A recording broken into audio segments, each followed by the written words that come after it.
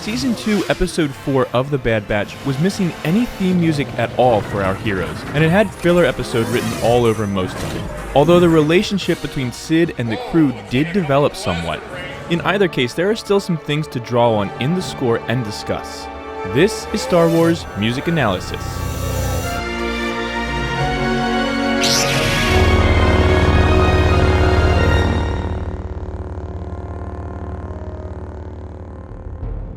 Do it.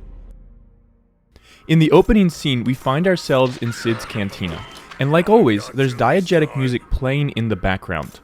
At first, I thought this might be coming from the Dejarik or holochess console, but the music continues even after they turn it off, and objectively, this music sucks.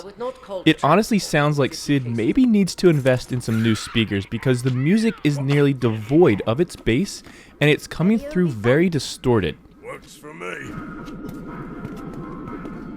This is likely because the speakers are very weak, so Sid has turned up the gain really high to make them as audible as they are, but in the process distorting this already very tinny sound.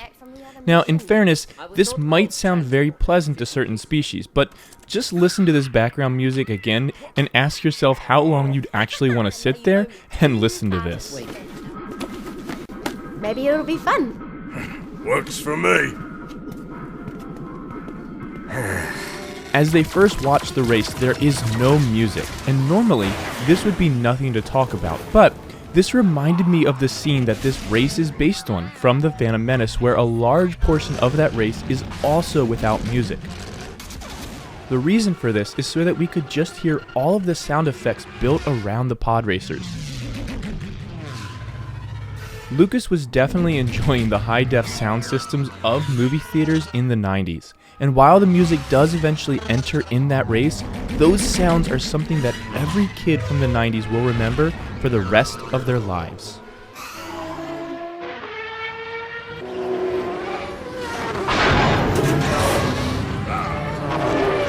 Here, we begin seeing the race without music for that same effect, and because this race, at least, has no emotional impact for us. As Malegi approaches, the music immediately gets noticeably darker. The low strings reflect his intimidating size while the mid-range instruments move upward in a chromatic motion, giving us an instantly chilling feeling about this character.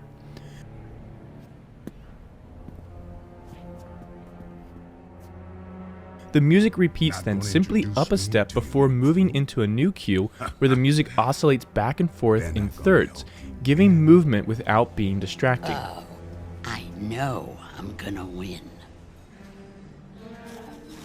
You think your droid can beat my champ? As the next race unfolds, the music now enters as we now have skin in the game, so to speak. It puts off a sense of danger throughout and continues all the way until the end of the race. However, it never really gets too suspenseful and stays relatively flat throughout. That's because Kiner is saving the real emotion for the inevitable third race, when the stakes will be considerably higher. We don't yet really feel any of the potential consequences that are to come. If Sid loses, she'll just pay the wagered amount, no big deal. Except Sid doesn't seem to have the money. And so, as Malegi approaches again to collect, his theme has grown a few more half steps as the stakes have now grown as well.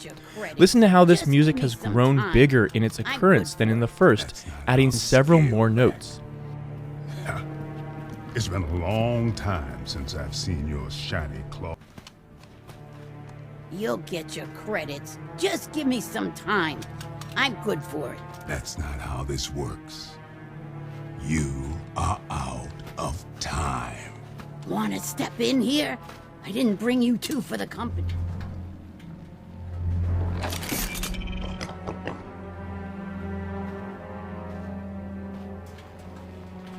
Wait. How much does she owe? More than you got, kid. Well, we're not done yet. Kiner does a similar technique of repeating the cue up a step, but Omega is able to negotiate a new deal that temporarily holds Malegi at bay.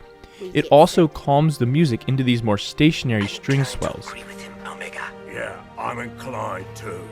We don't know anything about racing.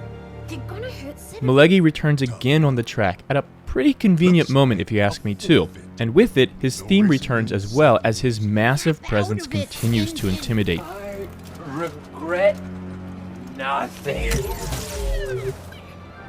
The moment the race begins, the music kicks into a new gear for this episode. It really made it feel as if all of the silence and low incidental music up to this point was just biding time until this race, as though the entire episode was leading as designed for this race, which it probably was. In a very John Williams style, the brass take up block chords while the strings outline portions of a minor scale.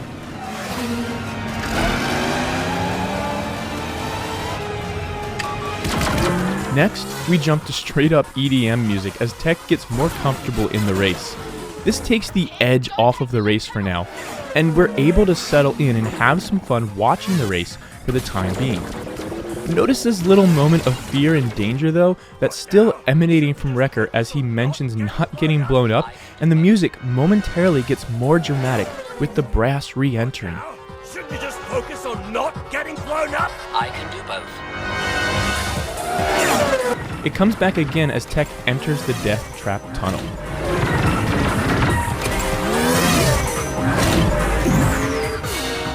Whoa, looks like a couple of blaster brains. And as Tech gets closer to the lead, Kiner is brilliant at slowly bringing the orchestra and their tension back in. The bass has increased in volume and the strings are outlining the first few notes of the minor scale yet again. This little break in the fun EDM music continues as the buzzsaw is revealed again. Tech quickly avoids it, and as we're left in suspense of who won, the music also holds. The strings playing tremolos to keep up the energy without having to change pitch from this dominant chord which holds so much anticipated tension already. Now look, we've seen enough filler episodes of these animated series to know that Tech was going to win. It's why we're never too worried to begin with, but the music, through its added tension and sustaining dominant 7th chord, is able to sustain us in curiosity to some degree.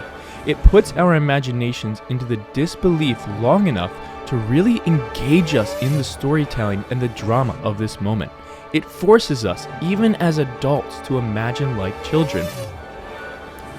Music touches a part of our brains and emotions that no other sense can in that way, heightening any story, even one that's clearly ripping off the pod race from Phantom Menace.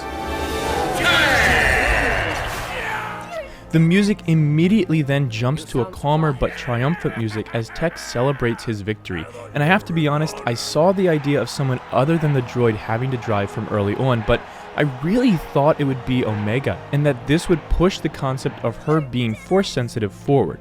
But they really seem to be holding that one in reserve for something special, if that's even what will be happening. What do you all think? Were you surprised that it was Tech that decided to pilot instead of Omega? And what are your thoughts in general on Omega being force sensitive or something like that? Do you think we'll get more of that concept in this season at some point? As the next scene brings us back to Malegi, his intimidating theme is missing. We learn in this final scene that he actually does have a sense of honor as he holds his end of the bargain up without any games or tricks. He even stops his pilot from shooting them, but even then, his theme returns as he offers them a very bleak warning that Sid could easily betray them one day. And this leads me to wonder if Sid will be the one to sell them out to the Empire in an upcoming episode.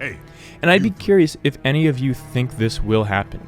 Of course, then at the end of this season, she'd in some way redeem herself, saving them at the last moment, but who knows, it's not like these stories become predictable or anything.